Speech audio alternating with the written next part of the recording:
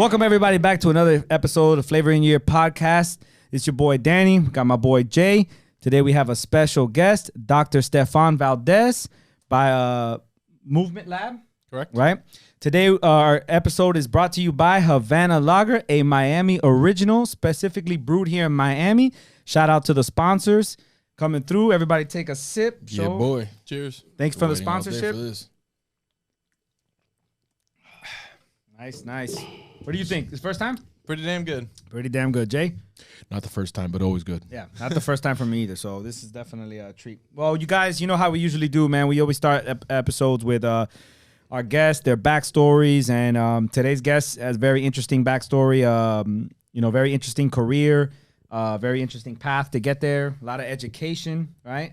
Works with some interesting people, a lot of Miami Heat players, a lot of NFL players. Very interesting path. Usually we've had guys in here that work as NBA skill trainers, work with coach NBA players, skill trainers. So there's a lot of different sets. This is the first time we have a guy that is in here that basically physically trains them, gets them ready, conditioning, rehab, stuff like that. So in the process of us learning, this is something that I don't know much about, and hopefully you're enlightening us and people out there that want to get into a profession like this and maybe motivate some people, right? So let's talk about your story, how it all began, your time at Florida, grad assistant with Billy Donovan. What was that like? Take us through that. Well, first of all, thank you guys for having me. Of course. Definitely a pleasure being here with you guys. Of course. So I got started at University of Florida, where I did my undergrad, and I was trying to be a manager. Okay. However, there was no manager positions. Okay. So my goal initially was to get into the coaching side of things, and they told me, yeah, you're not, but we can't have you, basically. Yeah. So I just stood around, waited till something opened up. They said, yeah, you can come watch practice. You can help out wherever we see fit and at least just get my foot in the door. Right. So then that ended up going towards a video intern position, which was unpaid. I did that for about 2 years. Got it. And I was studying pre-med, doing that whole background, kinesiology, exercise science. Right. Always knew that was something that I always had interest in, just in case the basketball coaching career did not work out. And then I started working in the weight room with the Florida Gators, and then that led to a strength and conditioning internship, which led to assistant strength coach with the Gators, where I was doing basketball, golf, and tennis over there. And that was just a really unique, interesting experience because obviously Billy Donovan is one of the greatest coaches from a college standpoint. One of my favorites. Fucking legend, bro. Yeah. Great guy. Just so the way he runs his ship, the way he runs his team and everything is just really cool to be a part of. One of the coaches I really got close to was Mark Daignault. So he was an assistant coach at the time, and then I was a video intern. As a video intern, we are paired with one of the assistant coaches. So he was the one I was paired with, and I was doing scouting edits for him. Fast forward, this is the same guy who left to Oklahoma City to become the G League head coach. Right. And now he's currently the NBA head coach of the Thunder since Billy Donovan left. So he was basically Donovan's right-hand guy. And then he was actually used from Sam Presti brought him on to be able to recruit Donovan, right, which ended up working because that was one of his main guys that he was grooming because he was a young coach. So basically, that was just my way in as a performance side of things. And then that transitioned to me coming home from Gainesville to Miami after my role ended over there, where I went to physical therapy school at the University of Miami, got my doctorate degree over there while working as a strength coach in the private sector with a gym. And so basically that kind of led to one thing to another, where it was just practicing what I was learning from an education standpoint. I did 4 years of undergrad and then 3 years of physical therapy school where I got my doctorate. And then Billy Donovan was in Oklahoma City at the time. Right. So Mark and Billy as well kind of put me in touch with the medical staff for the Thunder. They offered to take me to a Heat game when they came down here while I was in PT school, just to kind of meet me. Fast forward, little did I know, that was actually an interview. Wow. So I was actually sitting next to one of my current clients, which is Victor Oladipo, right, because he had a fractured wrist or elbow at the time. I don't even remember. But he was on the bench. I was sitting right next to him, and then I was just kind of like a station for the medical and performance staff to just kind of interview me when I'm just like, oh, this is really cool. I'm just sitting on the bench next to a player and while they're all working, basically. That's the coolest scenario for an interview I think I've heard. Yeah. in a while. Yeah. So Pretty legit. at the end of the day, I guess I did a good job. I didn't even know it was an interview till it's like, yeah, like we want you to be part of our staff the following year as an intern. Was Victor already at OKC? He was in OKC at the time that I interviewed, but he got shipped off to Indiana. Got it. Before I even got there. Okay. So I ended up interviewing, got the role, did my last 2 rotations of physical therapy school with the Thunder. And then as I was leaving as the process, I was in the gym setting. Like this is back home in Miami. Right. So I was in the gym setting, and then I left my clients to my 2 partners because we ended up separating from the gym side. So we ended up opening Movement Lab. Right. And during that process, they took all my clients, which it was a mutual thing where it's like they are able to help me and kind of grow a brand together. Right. And then I ended up going to OKC for about 9-10 months. Right. Them 2 kind of took care of the whole business side at the time. It was a startup. It was just Yeah, growing, getting started. Oh, we all gonna start somewhere. Yeah, exactly. So we started honestly in a pelvic care physical therapy clinic. Okay. So we were setting mats down on the floor and just training guys, doing whatever we could. Right. And it was all general population. This is not like the cool athletes or any of that stuff. Yeah, yet. yeah. Not saying general population is not Yeah, cool. yeah. Well, trust me, they're the most fun people to work with. But then, so I'm in OKC. They're taking care of the business back home. And basically just that connection from Florida allowed me to make that connection with the Thunder. And then I ended up doing a good job that they liked me. They wanted me to stay on another year as an intern. Right. I've been a freaking full-time intern for the past 4 years already. Right. I needed something different, obviously something that's going to pay the bills from a financial standpoint. So I ended up coming back to Miami. I took a job as a physical therapist once I graduated. Did that for about 3 months at Fox Physical Therapy, very good clinic. And then also helping my own training studio grow as well. Detroit Pistons called, and they asked me would I be interested in a position with them. Right. The pay wasn't that great. The position wasn't that great. It was only G League at the time. Right. And I would be the head strength coach of the G League team. Turned them down. They came back, made their offer better, said at least just go fly out there and meet with us. Mm-hmm. So Like I'm like, you know what? interview. Yeah. Like this time you're interviewing them, basically. Yeah. How the tables have turned. Negotiations Yeah. is what they call it. No, it was really cool. Just like they gave me the full service, the limo picking me up from the airport, the person with the sign, like I never had that. Like you're just standing there with the name with the sign. You go in there like, oh wow, like The 5-star. this is cool. Yeah, yeah. There's champagne in the back seat. Yeah. And this is for like a small little position at the time with them. Yeah. So initially it was only a temporary position, like a few months. They ended up increasing that towards a full-time position. Half with the Pistons, half with their G League team, especially when they're away. And then I just kind of go back and forth between Detroit and Grand Rapids.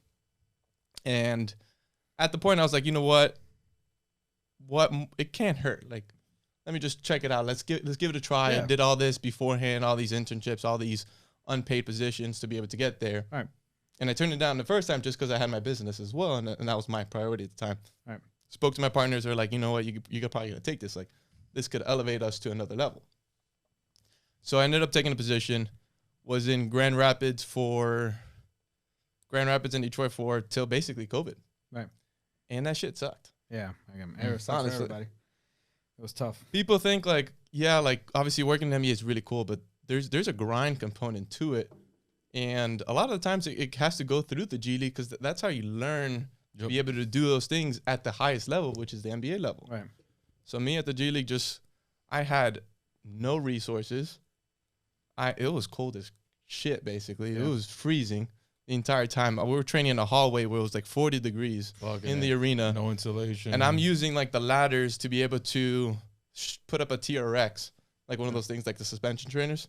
So I'm using a ladder to be able to do that, using carpet as like turf, basically just trying to do what I can from like a job standpoint.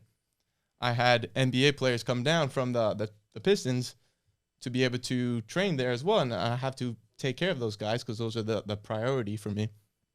And then I'll go back and forth with them, like the two-way players and the assignment players. I'll go back and forth with them to Detroit and just take care of them there as well. Yeah. And then COVID hit. So real quick, as the athletes that you're dealing with that are more like the two-way or things like that, as they come and go, you are the one that's assigned to that. So it's not necessarily, it's like a team of physical therapists, and then there's like different types of groups, cells, things like that. So usually the way it works in an NBA standpoint, it's like you have your strength coaches, you have your medical staff, and the strength coaches do the weightlifting, and the medical staff do the table work, the treatment stuff. Me as a physical therapist, I do a little bit of both. Okay. So as that, I had more responsibilities for the players, and then the players are usually like divided up per staff member. Right. So each strength coach, each athletic trainer, physical therapist takes 3 or 4 guys. So it's the same thing where it's like my 3 or 4 guys were the two-way players and the rookies. Yeah. So like one of the ones was Sekou Ndomboya. He was with me in Grand Rapids a lot, and then I was with him in Detroit whenever he'd go back and forth, like an assignment game.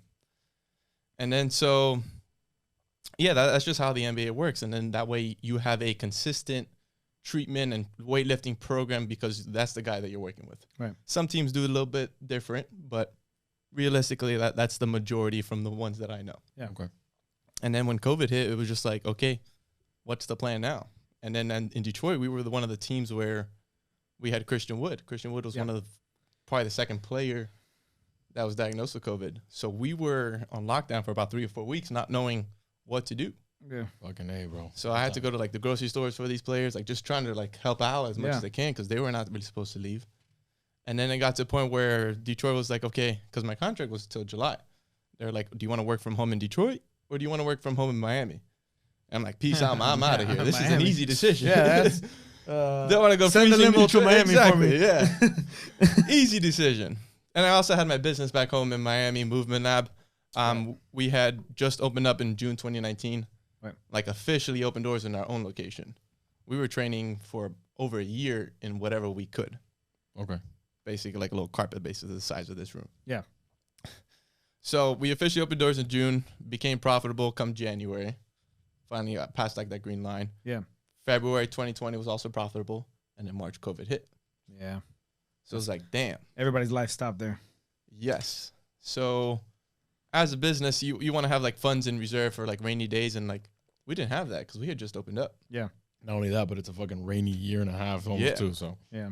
So we had just opened up and I came down as soon as I could. But like once they gave me the okay, I was still in the contract till July. And I was just training guys virtually back home in Miami and then just trying to support my gym in any way that I could. Does that actually work like if you do it like that? yeah, walk us through that, bro. What is it? It's terrible, right? Yeah, I would imagine, yeah. It was just like these. Like, do you really think that you're getting as much done? So with the NBA, we shipped a bunch of equipment to every single player. Wow. Yeah. Every single player had their own weight room set up in their house, The luxury- wherever they were staying. The luxury of money, right? Fucking A. The last Like, guy on and the then bench. this is like right before like He's got his everything name played sold or out. something. Yeah. Like the companies were like, yeah, like we know you're an NBA team. We're going to help you out. We're going to make sure it's like you're going to get the first amount of equipment. Yeah. So they obviously helped us out. And then like, so sometimes like some players were actually willing to train virtually was like, it's FaceTime. Like they wanted to get as much out of it as they could. Yeah. Some players say, yeah, just send me the program and I'll do it. And they would never do it. See, okay. Exactly. Yeah. The COK treatment. That'd be me. Like, yeah, send it to me. I'll do it. I'll figure it out. Exactly. So that obviously did not work out. And is that very like well. what you're sending them? Is that coming like in a video or is like just So instructions? we used an app called Train Heroic. Okay. So we were able to upload exercises that we wanted them to do and upload the program. Like, do you recommend the app or? It's solid. Okay. It's not that great. Like there's obviously we still use it now, like even for my gym, but it's not the best. Okay. But there's still things that they can improve upon. Okay. But it's still good. Yeah. So if y'all want to learn how to if y'all want to learn how to improve, hit up my boy for the sponsorship. Definitely. So the Train Heroic was used for that. It's not the most ideal situation from a virtual training. Just it's not the same as like that human connection that you're training someone live and in person. You can gauge. Exactly. I mean, there's no substitute. Yeah, you can't replace that. So that was not ideal. We were trying to even do online training for the gym standpoint for Movement Lab. Right. And that was also very challenging. I think when you guys opened up, you were doing like 3 people at a time or something like that. So when we first, like during COVID, like honestly, we didn't shut down. Right. Because it's part physical therapy clinic as well. So technically we're essential. But from a training standpoint, we just kept it all one-on-one. Yeah. You keep your mask on, everything one-on-one. You're paying for a semi-private, which is like a group standpoint. But we're going to keep your rate at that, and we're just going to train you one-on-one. And then a lot of people were comfortable with that.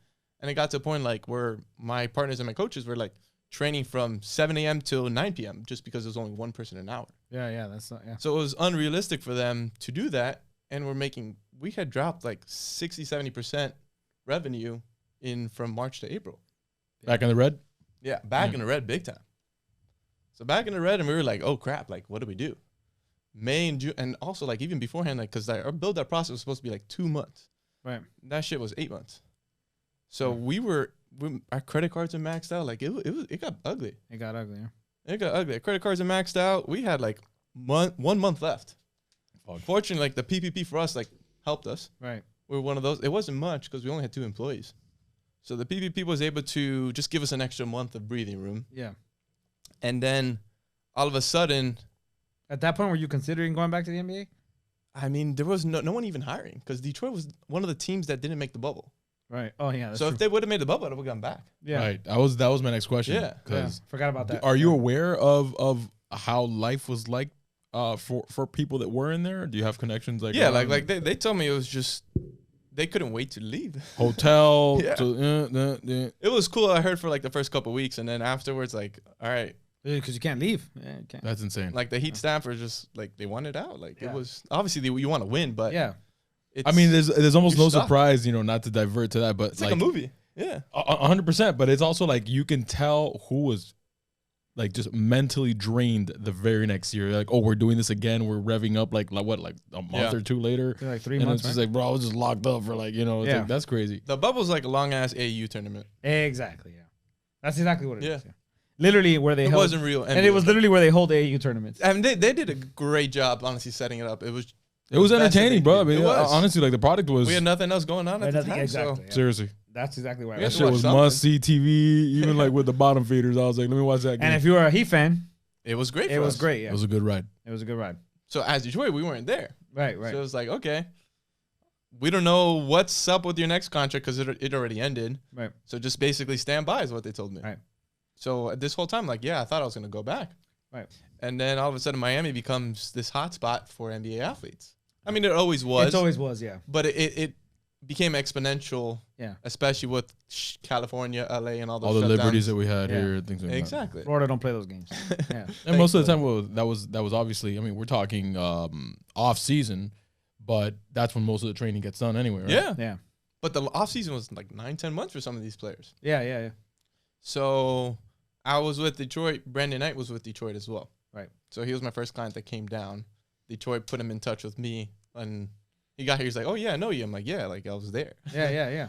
So we started working together, and then one thing led to another from like a player standpoint. I had another player recommended from him, a few other ones, especially even like football as well, because he's well connected with the NFL athletes that came from American heritage. Yep. So he worked with Mike Smith, who's the strength coach over there. And Mike Smith also referred me to some clients as well, which is Sony Michel, Brian Burns. So we got some like good NFL guys. Right. And basically NFL and NBA off seasons are not at the same time because nothing else is really happening other than the bubble. Right. As soon as guys leave the bubble, they get eliminated, they're coming to Miami because everything else is closed. Yeah. Pretty much. So we started getting a lot of clients from just being in the right place at the right time. So it was an opportune time. Yeah. Exactly. And let me tell you something for the people watching, man. What I like about this story is very similar to everyone else that we've spoken to, right?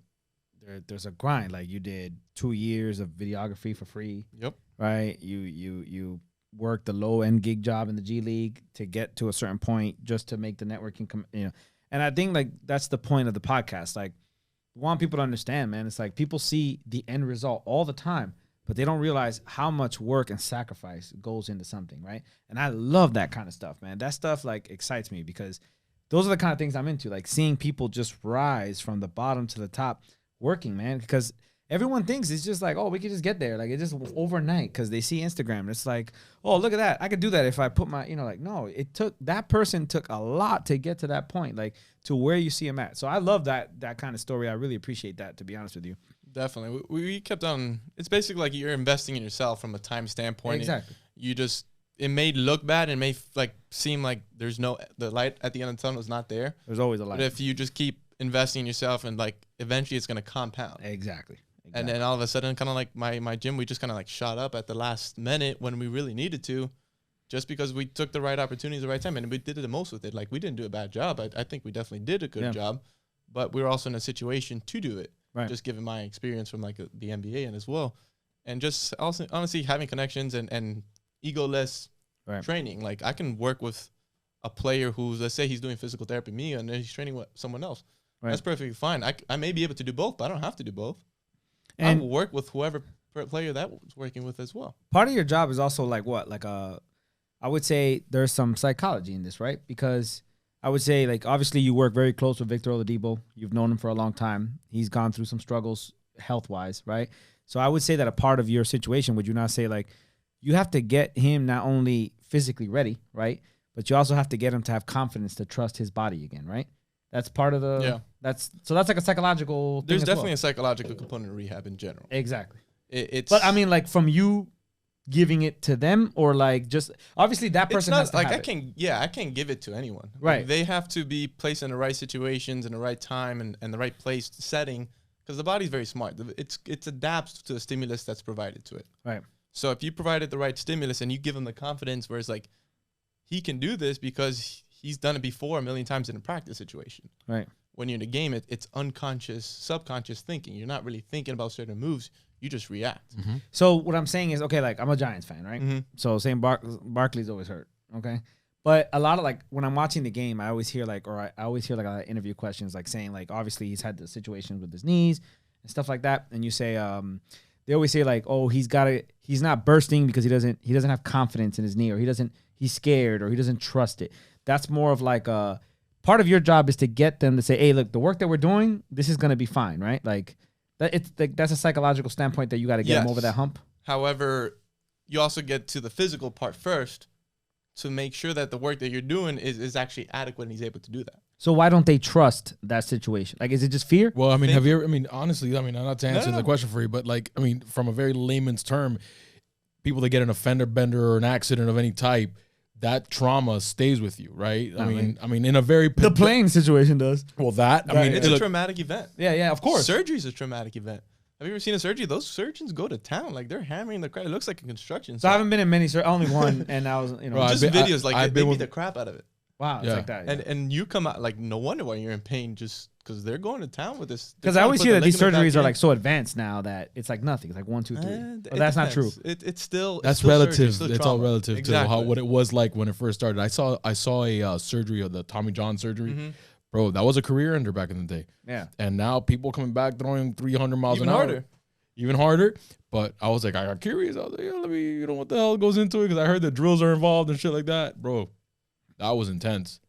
The fact that a human body part goes through that, like the body remembers, as you say, it's the body's smart. It holds on to some of that, you know.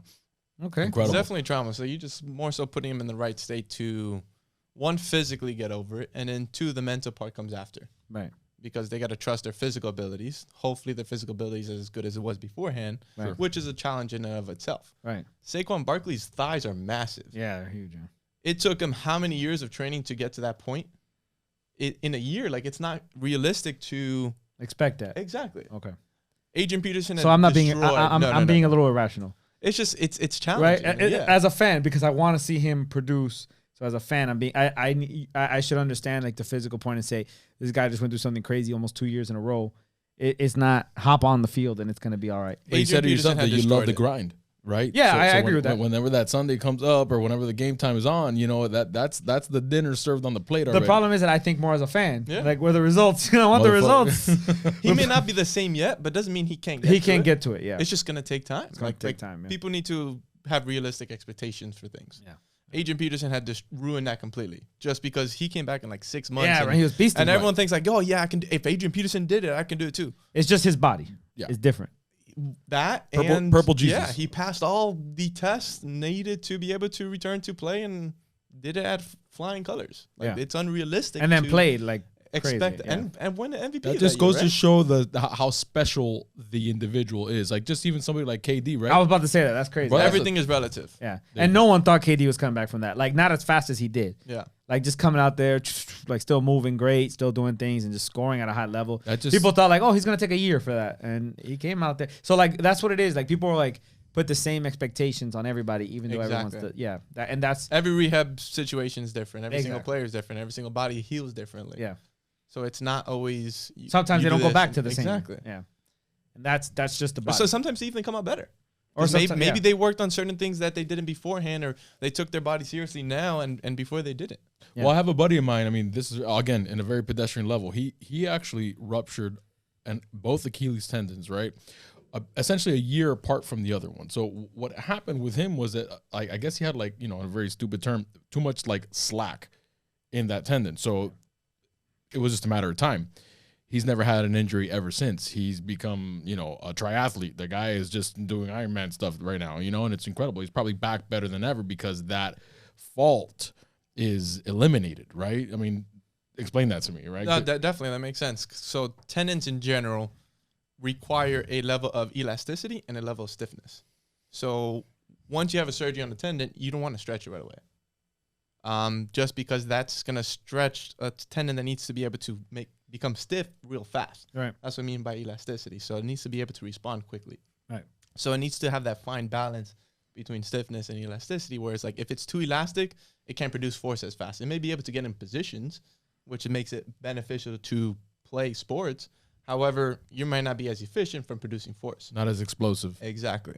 So if you're too stiff, you can't get into certain positions. Your knee may not be able to pass your toes. You can't really break as efficiently because you're too stiff. You may be really explosive, but you can't really get into positions from a defensive standpoint or anything like that. Right. So everything, it always comes back to, it depends. It's usually somewhere in the middle. A lot of things are gray, and people always see and expect everything to be black and white. Yeah. Which that's not always the case. And now, how much different is what you do with the NFL players to the NBA players? Like, so that's relatively the same, honestly. Most of them got to get bulk up. It depends. Like, those guys love lifting. Yeah. So it varies. So you can push those guys a lot harder. Do you enjoy one more than the other? So usually with NFL, I do more like of the physical therapy side. Basketball, I do more of the strength conditioning. So it kind of varies as from that standpoint, but I don't really say I like one more than the other. It's just much easier to be able to push guys from an NFL standpoint just because they love it. Like, yeah, that drive is like exactly that it's different. Right. You work with baseball players? Nope, I do not yet. Okay. It's an not yet. Yeah. It's gonna happen. Yeah, I played baseball all my life growing up. It's just so happened that, like, I don't specialize in one sport. Right. It's just so happened that that's what I have more experience in from a training standpoint. But baseball players, they're like bros. Like, it's really cool to work with them just because they love it too. They love lifting. They love working. They love training hard. It's very different. Yeah, yeah. But even then, like that question was like right here next up, because I remember watching the what is it called, the Last Dance documentary last year. You know, everybody was Michael watching Jordan. that. Yeah, exactly. And so when Tim Grover was having conversations with Michael about, like, hey, you know, I'm thinking about doing this, where he's like, all right, well, I'm gonna have to tailor make another like regimen for you, because there's certain things that you need more in baseball to your to credit. So what you know, just to kind of like have fun with that, what would you say is the biggest difference in terms of fundamental strengths or attributes that you need, say, for example, from a basketball to a baseball, you know, besides coordination, you know, obvious general strength? So with baseball's a rotational sport, so there's a lot more rotational forces involved versus basketball is a lot more change of direction, a lot more agility, reaction components. So you want to train the components of the sport, but then you still need a foundation. They need to move and be able to get in certain positions. So baseball, your arm goes in extreme range of motion. Do you have that range of motion? And can your body decelerate that range of motion from a shoulder standpoint, like you're pitching? It has to be able to internally rotate under control. Right. Or else that's why people get those Tommy John surgeries, because a lot of damage is going to come to the elbow. The body's going to get to what it feels it needs from a training standpoint. And it's up to the person working with them to be able to, one, understand the sport, understand the body, and understand what they need to be able to come up with the program for that. Now, when we had Andrew here, he said, you know, that he worked a lot of the times, like when going into the off season, obviously he would, you know, there were like 3 phases, like what he thought the player should work on, what the player thought he should work on, and then he would always talk to the staff of the. Are you going through that process with like the staff, and you're like, oh, this is what we're working on? The player comes at you with something. Is there like 3 phases? So like that? There's obviously strength in numbers from a education standpoint, from a knowledge standpoint. So putting more brains together is beneficial for the athlete versus like, I think you should do this and you should only do this because this is what I think. Right. That does no one good. Right. So when Too singular. Exactly. So when you talk to the staff, like I get a lot of referrals from the teams, right? Because they understand, like, I was in their position beforehand, so they feel comfortable sending players to me to be able to work with them, and they allow me the freedom to be able to program for them for the players that I work with, but then they also have input because I make sure. Yeah. Just like I also make sure from a coach standpoint, like I'll speak to Drew and be like, hey, you're working with this player. What do you think this person needs? Yeah. So it's not just only the player, the staff, what I think. It's everyone. So it's a big process. Exactly. It's a team. It's putting egos aside for the betterment of the player. Does the player ever get stubborn? Like, oh, I want this. Like, yeah, that happens, right? That happens. Fortunately for me, like the players that I've worked with, like they get it. Right. They're very easy to work with. They understand like it's not always exactly what they think, and they put their trust in me to be able to help them make those decisions. Oh, I mean, bro, you have the knowledge. You know what I'm saying? Like, I don't have a doctor's degree, so if you tell whatever you say, I'm going with. You know, I'm just gonna take it. Where like you definitely know more than me or than them for that matter, right? This is what you literally. I have to trust that this is what you went to school and you know more. Yeah, don't go with the gut on that one, basically. Well, sometimes, but I mean, for the most part, it's also their body, so they know their body better than I do. That's true too. They know what they're feeling. I don't know what they're feeling. I can know what I feel, but I don't know what they're feeling. Right. So that's why it's always important keeping them involved from a standpoint. That way they have a say, and they're also more bought in. So that's true buy-in too. is huge. Yeah, because now like you're putting their trust in them, they're putting their trust in you, and everyone's team effort. Yeah, so they feel like you are also looking out for them. Exactly. But I think that's such a concept that stretches out, whether it's with your profession or anything. Yeah. And like if you're trying to lead someone, it's better to say, this is why. Let me explain to you all the benefits. Let me explain to you the mechanisms, rather than just do as you're told. Or if someone can't explain something, like they shouldn't be doing it. It's all about buying in. They do more of the work. They pull instead of push. It's which goes back to the whole psychological component. Right. Very important. Right. Yeah, that's and I'm sure you get those struggles like at the beginning, right? Guys that like when they first start in the rehab, like if you tell them to do something, they're like shaky about it. They still don't trust it, or it's that fear of getting hurt, man. Nobody wants to get hurt again. I would say one of the difference between working with the team is like you're forced to work with these guys. Right. So if they don't want to do it, you're forced to basically get them to do it. Yeah. Working on the private side, like, okay, if you don't want to do it, see you later. Go somewhere else. Yeah. Like I'm not going to play this game. Like, yeah. I'm not going to care more than the athlete. The athlete needs to care more than me, honestly. Of course. Well, the thing that comes to mind, a very high profile case that happened forever ago was Dante Culpepper, right? Do you guys remember that? He had like a knee injury, really just atrocious knee injury. And the Dolphins chose the knee injury versus the shoulder injury of Drew Brees. Right. Oh, right. Hey, let me right. tell you, I mean, hindsight is now, 20/20, right? When you think you're a quarterback, you're slinging, or yeah. Look, it worked out great Hall for of us, Famer. Yeah, terrific. So those doctors fucked up. Who knows, man? It's just one of those things like you don't know. It's an educated There's guess, so many bro. factors involved. Yeah.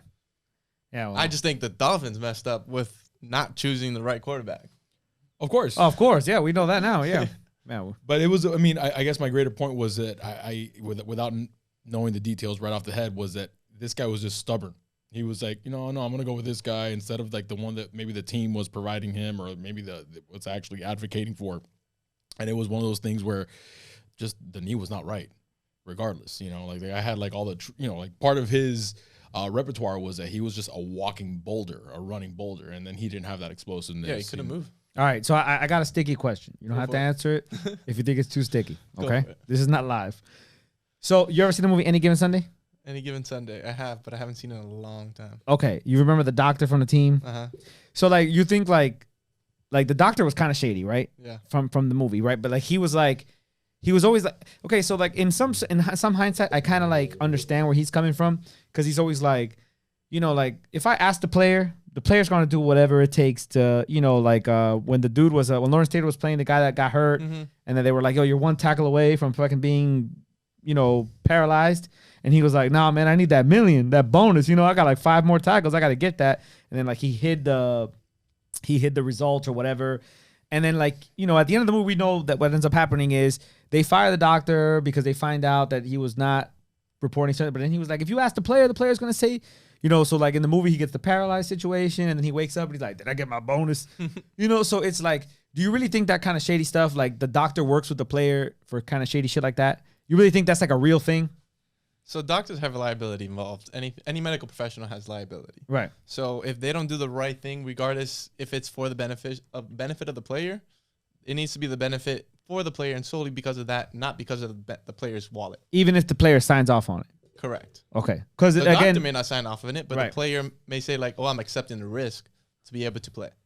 Okay. even if the doctor didn't sign off on That's it. where you get into ethics. That's- Exactly. Yeah, that's That's basically where what it's the like whole a thing was whole about. different thing, yeah. Ethics, yeah. And it was like a doctor that was kind of like already he made it. He'd been with the team, making mad money. He was, with the girls. He was just more like, if you ask these guys are always going to answer you the same. Get me back on the field, do whatever it takes. And they try to look past the situation. And he was kind of like just saying to the rookie guy that he was training was kind of like, which was the one that discovered it. He was kind of like, man, you'll see. And then like, I remember there was a scene with the rookie guy that now he had to make these kind of decisions. And he's like in the thing and he's like, just give me one shot, man. Like, give me a shot and we'll cover that, And now he's at a point where he has to make an ethical decision. Like they close the door and it's like now he's like following with the player. So like I've always wondered, like I feel like when I watch that movie, I feel like there's a lot of truth to it. But There's definitely part of it. yeah, so that I feel like how much of that is actually truthful. It's probably more like dramatized, whatever. the Right, word is exactly, yeah. In the Hollywood. movie. Exactly. Yeah, it's Hollywood a little bit. But like in the NFL, obviously, like that does happen. Like these guys want to play and they're willing to fight through pain to be able to play, even Right. if they shouldn't. Yeah, their money ain't But guaranteed. wouldn't you say it's also based off of what you were saying, which is when you have more knowledge, you make better decisions, right? So if, we have much more knowledge of everything, medicine, than we did 20 years ago. That movie's about like 27 years old, right? So Right, like, is that old? I don't remember being Well, it's old. in the 90s. In the 90s? kid, It was the like, 90s? Definitely at least Jamie 8 Foxx had like the first phase of the tape. It wasn't Bro, like, I thought it was much like early 2000s. I don't know why. Dude, so think about it. Like, like back Yeah, Al in the Pacino day, did look kind of young there, yeah. he had the He he was had looking a lot younger. no yeah. grays, very Yeah. little right here. Probably right after Scarface. No, it wasn't that. It Oh, wasn't right that. after Heat. That was the Heat days. Maybe right around that Couple time. of yeah. regular fellows. That was another Miami movie, by the way. It was? It was a Miami movie. Miami Sharks. Yeah, bro. Yeah. Orange Bowl, kid. Orange Bowl, I know yeah. a couple people that did, what do you call it? Extra Rest in work peace on to that the shit. Orange Bowl, man. I love that place. Definitely. Yo, shout out to this one dude on Instagram that actually posted I think it's called Miami Stadium. He posted a picture of what a rehabilitated Orange Bowl would have looked like, which part of the plans about like 20 years ago. Wow. That's what we needed. Dude, that would have been like, I'm sorry, man. I don't go to Marlins games. Like, I'm sorry. I'm not a baseball the fan. Blood Diamond. We call it the Blood Diamond. Yeah, bro. I think that thing took a lot of money. It's I've nice. been to the first year, went to a few games, and then once they sold everyone on like all the players, they got rid of them. The fire sale. I'm like, you know what?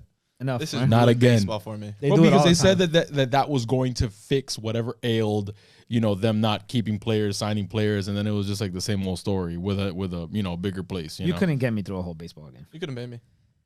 I can't do it. 9 innings. I need to get to like at the 4th inning already. I used to like baseball a lot.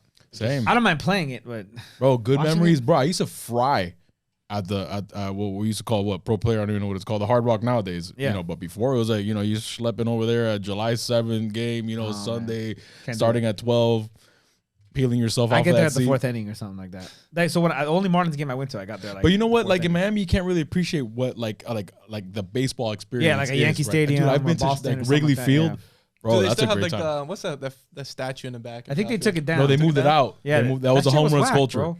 I don't like that shit. Bro, that It shit was cost cheesy. $3 million. I know. What a waste of money, bro. What a waste of money. And here's the funny part. Here's the thing, though, because it was a public-private endeavor, the stadium, that was under. I don't know the term that they used, but it was essentially artwork in public places, right. because that's a public stadium. It was financed by public money. However, in order to see it, you would have to pay money to go in to the private entity. So that never really made any sense to me. But now you can see it for free because Derek Jeter said, "Get that shit out of here." get that. He put it outside where That shit is whack, bro. right next I to the will say duplex. The food in the Marlins Stadium is very good. It I've used to heard. be very good. It used to be. Used to be. Yeah. I mean, I haven't been. It's In changed like a I haven't been in a years, minute. but I think they're Jeter's trying to turn that bit around, but dude, I remember back in the day they had signature restaurants in Yeah. there. The Clevelander's not even there anymore. it's not. It's not in there. Wow. I mean the little area. Is, So they took out that too? Wow. So I graduated in the stadium. I got my college degree there, Oh, wow. and I remember going in there and I was like, oh, it looks, it's the same thing as I came here for a game or whatever. But so let me ask you this: how far are we removed from seeing Oladipo back in that jersey? That's a tough question. Are we February, March, playoffs? I mean, there's a lot of hopefuls, but hopefully around All-Star break. Okay, because there's so many reports. Yeah. There's so many reports, and I've heard all the reports like, early January, or All-Star game, or no, it's playoffs. And then I've also seen the reports doctors are optimistic that he's ahead of his schedule, right? And then then there's another report coming in the timeline is the playoffs. I'm like, that doesn't sound like it's ahead. That sounds like it's further than ahead. I mean, we want to make sure he's fully healthy when he goes out. So obviously it depends on him and depends on his progress, but he's making significant progress, especially the last couple of So months. this is on his timeline, not Exactly. necessarily a doctor's. Exactly. Okay. I mean, combination of both, because obviously doctors have to clear him, the surgeon has to clear him. So there's definitely a nice combination involved. But Is he hopefully he's past the ready. clearance stage where he has to I mean, wait he for that? has like a clearance stage every single month. Okay. Once the strength is this level, once the quad is this I size, see so what like you're we saying. can do more, we can do more, we can do more. So like he's still just building strength in that Yep. situation. What was the nature of? I mean, I know the nature of the injury was in the quad, but what exactly, if you're at liberty to talk about, Was it like, caused by the dunk? No, Oh, it was not. okay. It was not caused by the dunk. It was more so allowed us to go under the microscope a little bit more to see what was going on there. But I can't speak too much about Yeah, it. Just of course. from he had a quad tendon tear about 2 years ago. He had an elective surgery the last, I guess, 6 months ago or so. Right. He didn't have to have that surgery, but he chose to just to give him the more potential to be able to play on the court and Yeah. honestly have fun doing it like he used to. Yeah. right? Of course. Yeah, of But course. he could have potentially played, With- finish out the year. Through it. Mhm. Yeah, so it's more of a cautionary type. Well, because if he It plays wasn't through a it, full quad tendon tear, repair, all that stuff. how much truth is it to like if you let it heal on its own type situation? Like Not much truth. not much truth, right? I see a lot of people always say that, like, oh, if you let it heal on. I I mean, don't- obviously, it takes time to heal. Like, there's a natural process to that, especially physiologically. However, like I said, like the body adapts to a stimulus provided to be able to play sports. Like that's an unnatural physical thing that At a high level. yeah, exactly. And he was playing on one leg.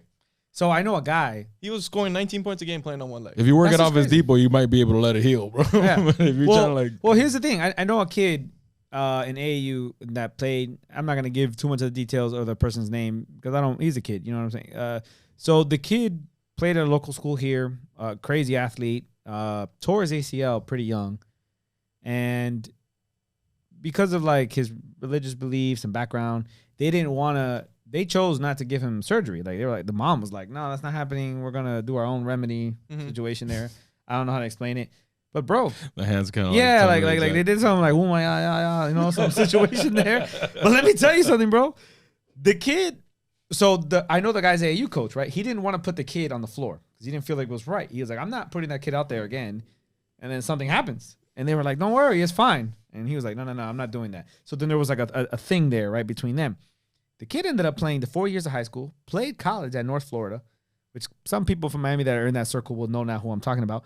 Played at North Florida, D1, and every year, I swear to God, I wasn't trying to jinx it, but I was like waiting to see if this kid would like tear the ACL again or something. But he was, I would go to games to watch him like in high school, just dunking, rebounding, high motor kid. And I'd be like, this kid's never going to tear that thing again. So like, I don't like, is that just like a phenomenon type thing or I mean, the body adapts. age maybe as well. age? I have a partial tear in my knee, ACL.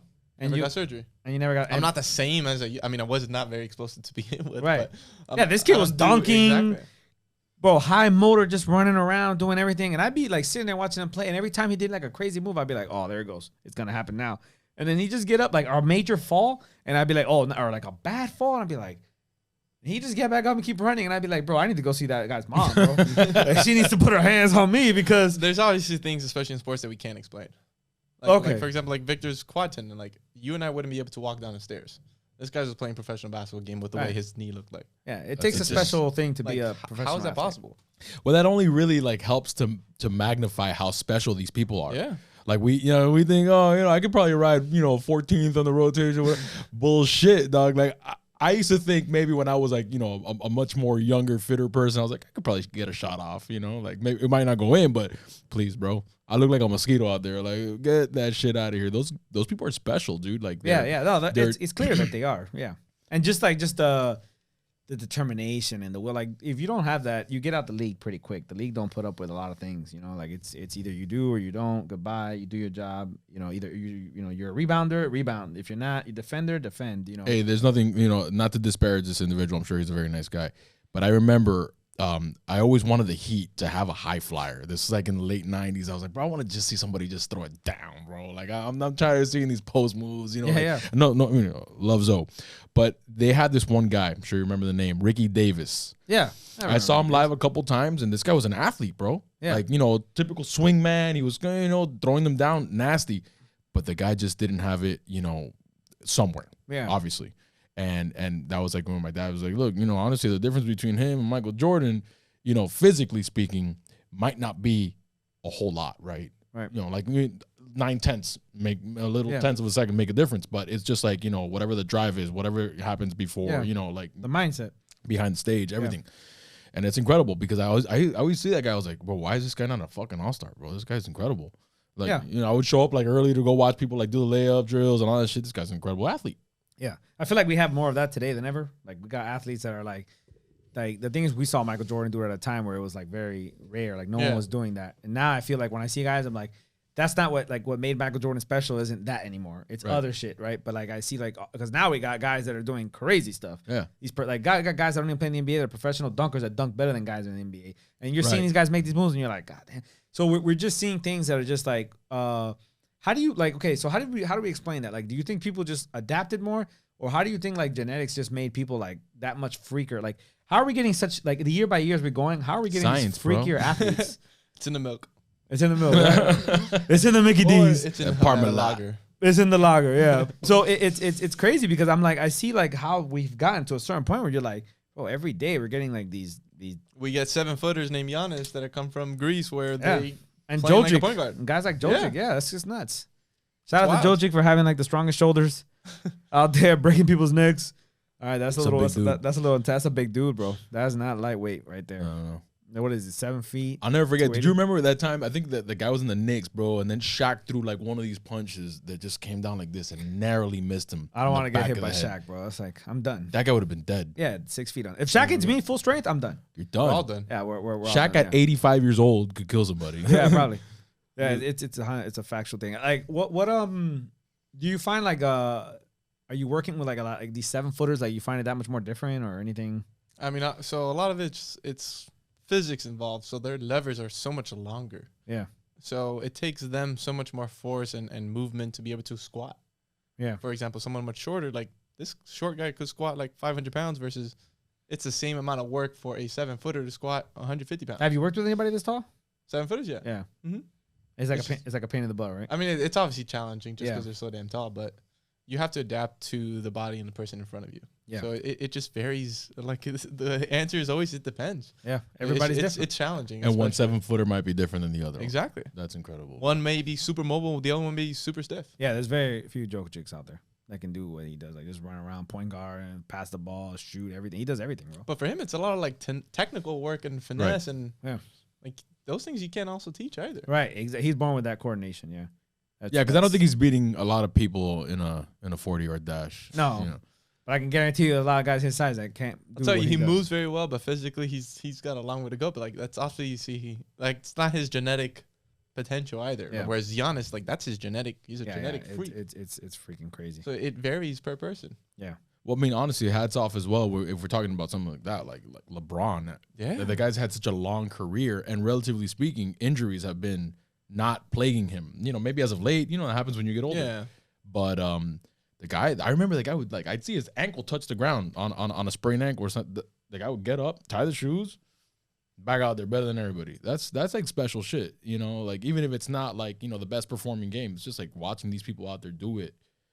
I mean, he obviously invests like $1.5 million a year just into his body. So like LeBron, right? So a lot of players are doing that more so now because they see this guy. Yeah, I mean, think he makes what $40 million a year playing now or something like that. Yeah. What is 1.5 compared to 40? Yeah, I mean, ROI is insane on that. Direct return of investment. Yeah, and you work with your body. I mean, you got to protect that. So that's similar to like the reason I'm more of like a consultant nowadays, like with teams and everything on the players' behalf, just because they want someone who understands like how it works, understands the same language that these medical staff and performance staff uses to be able to represent their best interests as well. Right. They want to make sure that they're not being that they're taken care of. Yeah, because a lot of the times, and that's another thing you get from the movie, like how much things are based on the team's best interest rather than the player. Right? Do you think those kind of ethics really? That's a hard one. Yeah. I mean, I can imagine. Yeah. I'm sure they do. Yeah. I can't recall a specific time that happened, but like I'm sure they definitely do. Yeah, and that's Because it at the end of the day, it's a business. Of course, and that I'm pretty sure the player understands that. That player does. So it's always best to like have. Hey, he represents me too. Yep. So whatever. Just like they have an agent for the contract. Exactly. They have someone like me for their body. Exactly. And that's important, man. That's important. I wouldn't trust nobody either. Just if I know that like it's a business thing, like I'm not trusting you. I want my second opinion. In other words, yeah, give me my second opinion. And every player should always have a second opinion. Yeah, of course, exactly. Because I don't know what your intentions are or anyone's. Like at the end of the day, you got to put me out there because I'm the product. You know what I mean? And shit happens. Consensus is like the word, especially my mom having gone through like a bunch of like medical things. She's doing well now, but that's thankfully due to well-informed opinions, right? And well-informed decisions mostly. And it's based off of, let's get a lot of ideas here. Let's get a lot of opinions, in whatever we're dealing with, and it's benefited. Right. And I think that like, your question, maybe you would second this, is like, this is the age-old conversation that you have, like, could Larry Bird, play in today's game? Obviously, skill-wise, yes. We're talking physically. If he trained like they did, then maybe he wouldn't go out so early with like the back injuries that he had, maybe, and things like that. Like those are the funnest questions in sports when you get into them. Like could Babe Ruth fucking play in today's game? Right. Maybe not eating 10 hot dogs before the game, but So let's talk about Movement Lab. What's the for the average person, what do they get going? Like not the athletes. We know the athletes what they get. For a guy like me recovering from a dislocated knee that he witnessed a couple years ago. That was funny. It looked like when Haslam fell the other day. It looked kind of like that. Bro, I dropped like one saco papa, bro. Like, it was funny. Oddly enough, it didn't hurt. You saw me. I saw you. You had to I was ready to fight that guy that was laughing at me. That's impressive. So what do we get? What do we get when we go? So Movement Lab is a training studio. Right. It's a boutique training studio, so it's relatively small. Okay. So it's very private, and clients get a lot of attention to detail. Right. So just like the same attention to detail these professional athletes get, our clients, general population clients, they come in and they get the same thing from a one-on-one standpoint, where it's like you're with a coach the entire time, or from a semi-private standpoint, where it's like each client is working on their own specific goal, training on how their body moves. However, they're doing it in a group session where maybe 4 people are in there and every single client's working towards their specific goal and have a different program. They're just sharing the coach's attention. Right. So right now it's primarily a training studio. However, we are moving to a bigger location come around March 2022. And that's going to include the physical therapy component as well. But it's going to be a full-time physical therapy clinic where we can handle more injuries, more recovery services and things like that. So it could be like a whole holistic one-stop shop. For Congratulations on the growth. Thank you. Yeah. So from being close to closing to fortunately making it out of there. That's how it happens, man. That's exactly how it happens. Like every business or every thing, there's a struggle. There's a point where it's never always peaches and cream, man. That's like the ideal world. Like people want that, but that's never the And we started out small. We were 1,000 square feet right now. Yeah. That's double the size of this room right here. So we would fit 4 or 5 people, and just we were expensive, but we're obviously given a very good service. Right. And then now we got to the point where it's like we have to grow out of it because we don't fit anymore. Yeah. So now we're moving into a 3,000 square feet facility where it's like, okay, we can have more services involved. We can take care of more people, take care of a community of Miami Lakes as well. And obviously more professional athletes are going to come down, especially during the off season. So it'll be a wide mix where it's like this grandma and this 18, 17-year-old youth athlete could be training with a professional athlete in the same room in the same session. That's pretty awesome. Yeah. But even growth means, like, again, more growth means that people are still going to get their personalized experience. There's still going to be a lot of attention to detail. It's not going to be water. It'll be the same amount of people in the session, except we will have more sessions available. Exactly. So right now we have about every hour and 15 minutes. Yeah. We'll have it every 30 minutes because we have the ability to kind of like have a nice flow going in the new spot. So don't think because he's coming up doesn't mean they're still paying attention to detail, still a personal experience. There's still a connection between you and the client, and it's not just we're just taking in as many people as we can just to take them in. There's still connection there between the client and that. And then, on top of that, the NBA players, the NFL players, hopefully some MLB players. Hopefully. That's coming soon. So you got some soccer guys? We're supposed to. Okay. I don't know from where or who, but we're supposed to. That's coming. That's coming in the future. All right. So tell the people where they can check you out, where they can check the Movement Lab, how they get in contact with everything. So our website is movementlabtraining.com, and our Instagram handle is @movementlabtraining as well. Yeah, and we're going to put that in the description below. Check it out below if you guys want to contact him, if you want to contact or get the information of the gym. It'll all be in the description down below. So aside from what he just said, it'll be there. We want to make sure everybody is, you know, whoever's interested in our guest can contact them, find them, and can, you know, get the training, get the recovery that they need. Get right. Yeah. So I want to thank you, man, for coming, being a part of the show, telling your story. Hopefully somebody out there that wants to pursue this knows what kind of route they need to take, the kind of education that they need to do, and how much time and effort goes into it, the grind that goes into it, having the gym and the struggles. And hopefully we touch somebody out there that basically says, hey, man, you know, like, I want to do that route, but, you know, this is how it goes. You know, success doesn't come easy to everybody. And I know, you know, you came from Morris coming back on the court soon. Is that net getting right? Hopefully. So hopefully, you know, we thank you for coming. You're busy, but appreciate you, man. Thank you guys for having me. Yes, sir. Shout out to Havana Lager one more time for sponsoring the video, man. Go out there, man. Support Miami. This is brewed in Miami. This is for the people of Miami. Please go out there and support. Thank you. Cheers. Cheers. We're out.